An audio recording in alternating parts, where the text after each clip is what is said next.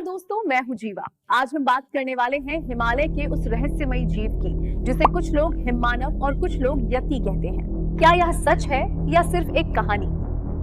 चलिए शुरू करते हैं। स्थानीय लोगों का दावा है कि पांगबोचे मठ में कभी यति की खोपड़ी रखी गई थी। हजारों साल पुराने तिब्बती किस्सों में भी इसका जिक्र मिलता है, यहाँ तक कि बौद्ध धर्म से पहले की कहानियों में भी। सोचिए, सदियों पुरानी ये कथाएं सिर्फ अफवाह हैं या फिर इनमें छिपा है कोई सच? 1937 तक 7 अभियानों ने ऐसे विशाल पैरों के निशान देखने का दावा किया। ब्रिटिश पर्वतारोही एरिक शिप्टन ने 1951 में 13 इंच लंबे पदचिन्हों की तस्वीरें खींची, जो पूरी दुनिया में सनसनी बन गई।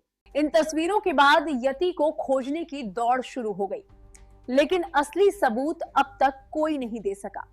2008 में अरुणाचल प्रदेश के एक दुर्गम इलाके में भारतीय सेना के लिए सड़क बनाते समय एक मजदूर रहस्यमय तरीके से मरा मिला। उसकी गर्दन इतनी ताकत से टूटी थी कि डॉक्टरों ने कहा, इंसान या सामान्य जानवर ऐसा नहीं कर सकते। स्थानीय लोग मानते हैं कि यह हमला यति ने किया था। पुलिस को पास में एक अजीब सा बाल और बड़ा पदचिन्ह भी मिला। 19 में भारतीय सेना ने नेपाल के मकालू बेस कैंप के पास 32 इंच लंबे पदचिन्हों की तस्वीरें जारी की और उन्हें वैज्ञानिक जांच के लिए भेजा। तिंग शब्द तिब्बती भाषा से आया है। शेरपा बोली में यह और तेह का अर्थ है चट्टानों में रहने वाला भालू। 12वीं शताब्दी के एक धार्मिक ग्रंथ मणिकभुम में भी यति का जिक्र मिलता है। इसमें एक कहानी है, एक बोधिसत्व वानर तिब्बत में तपस्या कर रहा था। अभी एक राक्षसी स्त्री सिन्मो ने उससे विवाह का प्रस्ताव रखा। काफी समझाने बुझाने के बाद दोनों का मिलन हुआ है। उनकी संतान से मानव जाति का उद्भव माना जाता है। कहा जाता है कि उन्हीं पीढ़ियों में से कुछ पूरी तरह इंसान न बन सके, वही थे यति।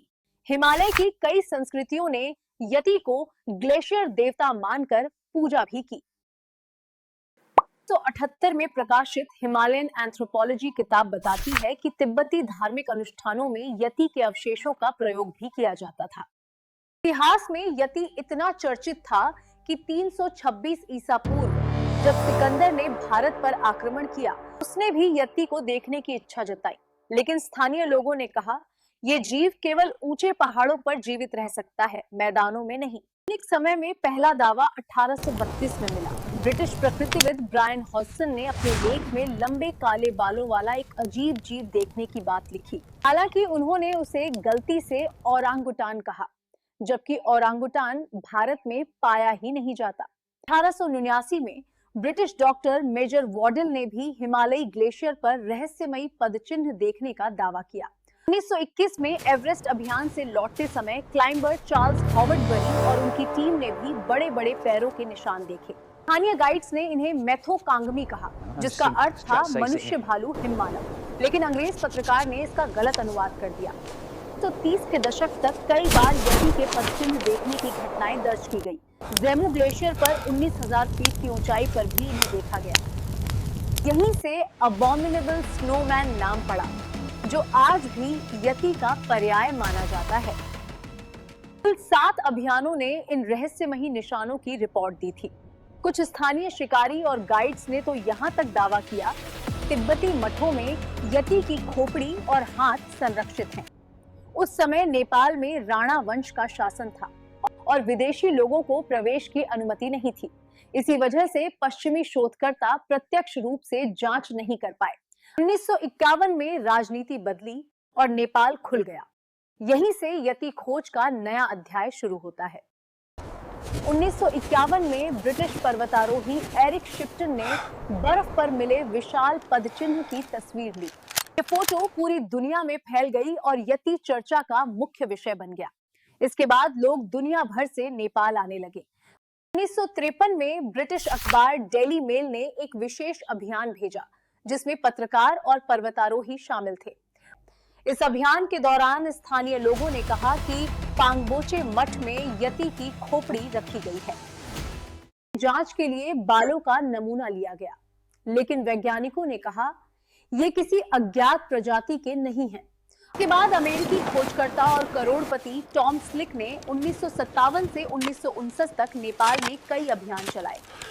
पदचिन्ह और कुछ बाल मिले, यहाँ तक कि प्रशिक्षित शिकारी कुत्तों की मदद भी ली गई। उन्होंने कई मठों में रखी खोपड़ियों और मम्मी जैसे हाथों की जांच की।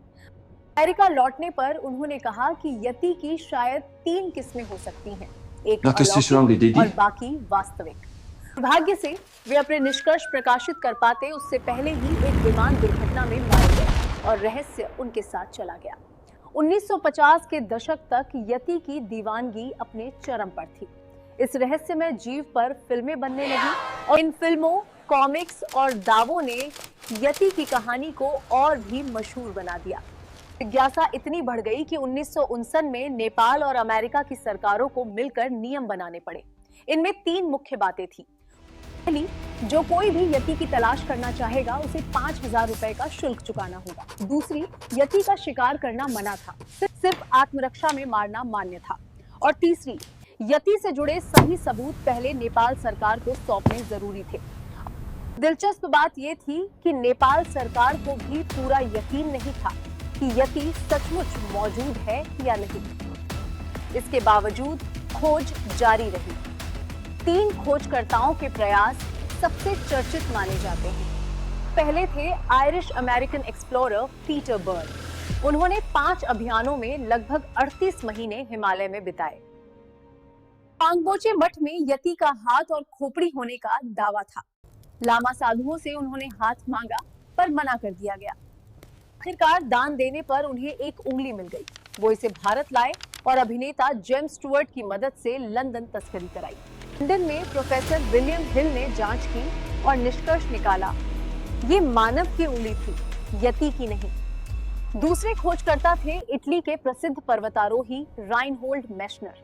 शुरुआत में वे यति को सिर्फ कल्पना मानते थे, लेकिन 1986 की एक शाम उन्होंने खुद एक अजीब जीव देखी। सीधा खड़ा, तेज भागता और पेड़ों पर छलांग लगाता। करीब 7 फुट ऊंचा ये जीव कुछ क्षण उनके सामने खड़ा रहा और फिर गायब हो गया। इसके बाद मेशनर ने 12 साल यति की खोज में लगा दिए और अंत में कहा, यति कोई रहस्यमय इंसान नहीं, बल्कि हिमालय का भूरा भालू है। दूसरे खोजकर्ता थे अमेरिकी शोधकर्ता डेनियल टेलर, जिन्होंने किताब Yeti the ecology of a mystery लिखी। उन्होंने नेपाल की बरुण घाटी में कई साल बिताए। यहाँ उन्हें बड़े बड़े पदचिन्ह मिले, लेकिन जांच में साबित हुआ कि ये पेड़ भालू यानी ट्री बेयर के थे। टेलर ने समझाया कि भालू चलते समय अपने आगे और पीछे के पंजे एक ही जगह रखते हैं। इससे पैरों के निशान इंसान जैसे और बड़े दिखने लगते हैं। यहाँ तक कि 1951 की एरिक शिप्टन की मशहूर तस्वीर भी असल में भालू के पैरों के ओवरलैपिंग निशान थे। यहाँ तक कि एवरेस्ट चढ़ने वाले पहले पर्वतारोही एडमंड हिलरी ने भी महीनों की खोज के बाद निष्कर्ष निकाला, यति सिर्फ एक मिथक है। और ऑक्सफोर्ड में ब्रायन साइक्स ने हिमालय से मिले 30+ नमूनों का डीएनए परीक्षण किया। अधिकांश नमूने तो घोड़े, कुत्तों या भालुओं के निकले हैं। 2 नमूने शुरू में अनजाने लगे, पर बाद में उनकी भी गलती पकड़ी गई। पुनः जांच में पता चला कि वे बचे खुचे नमूने भी किसी अज्ञात जानवर के नहीं थे, बल्कि हिमालयी भूरा भालू की दुर्लभ उपप्रजाति थी। 2017 की एक न्यूयॉर्क यूनिवर्सिटी स्टडी ने भी यही नतीजा दिया। और वो पुराना अरुणाचल वाला केस है। बीबीसी के पत्रकारों ने स्थल पर जांच की। पुलिस रिपोर्ट में वजह अज्ञात बताई गई थी, पर वहां यति का कोई उल्लेख नहीं मिला। जिस अजीब बाल की बात चली थी, वो बाल नहीं बल्कि किसी पेड़ का टुकड़ा निकला। फिर भी दुनिया में अचरज की कमी नहीं। हिमालय में आज भी दुखती हुई प्रजातियां हैं, जैसे स्नो लीपर्ड। वैज्ञानिक हर साल नए जीव खोजते हैं। 2020 में म्यांमार का पोपा लंगूर, हाल ही में समुद्र की नई चमकती प्रजातियां और यति जैसा दिखने वाला विशाल जीव जाइगेंटोपिथेकस पेटे जैविक इतिहास का एक वास्तविक विशाल उपमानव था, जो लाखों साल पहले मौजूद था। दोस्तों, रहस्य हमेशा रोचक होते हैं, पर असली जिम्मेदारी है सच पहचानने की। यति की दंत कथा ने हमें कल्पना दी, पर अब अपनी ऊर्जा असल दुर्लभ प्रजातियों की सुरक्षा में लगाइए। अगर आपको ये वीडियो पसंद आया हो तो लाइक करें, सब्सक्राइब करें और नीचे कमेंट में बताइए